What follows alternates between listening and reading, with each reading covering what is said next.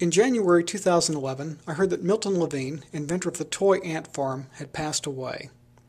Hearing about Mr. Levine's passing reminded me of the summer I tried to make a homemade ant farm by putting some honey in the bottom of a mayonnaise jar and setting it out next to an ant hill.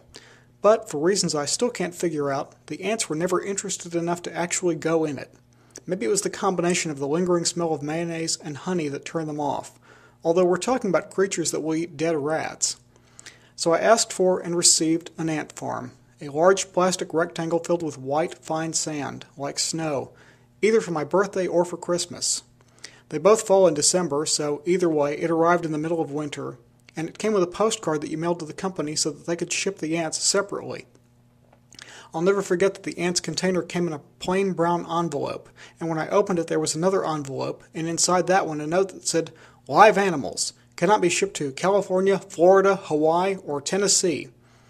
Why Tennessee was included in this list is another mystery, especially since it's surrounded by 7 other states, and I'm pretty sure you'd find carpenter ants in at least one of them. As I was putting the ants in their farm, one escaped. It looked so proud of itself, marching across the table with its head held high. Fortunately for the state of Tennessee, I scooped it up with a piece of paper, and it joined the others. The instructions that came with the ant farm were simple.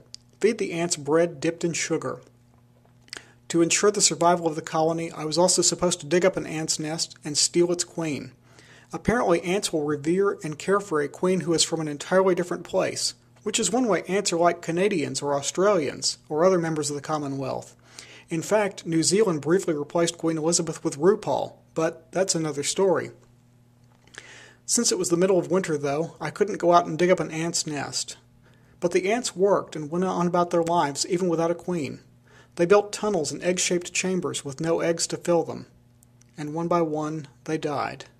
The dead ants were dismembered by the remaining ones and deposited in an upper corner of the ant farm. After about 6 weeks, there was only one ant left. I like to think it was the one that almost escaped. I don't know whether it was optimism or determination or simple biology or maybe a low-cholesterol diet that kept that ant going longer than the rest. Maybe it knew that spring was coming, that ant nests out in the real world would soon reopen, and a queen would come. Meanwhile, it went on with its tasks of repairing tunnels and cleaning rooms. By the time I was 10, I'd heard the fable of the grasshopper and the ants at least 100 times.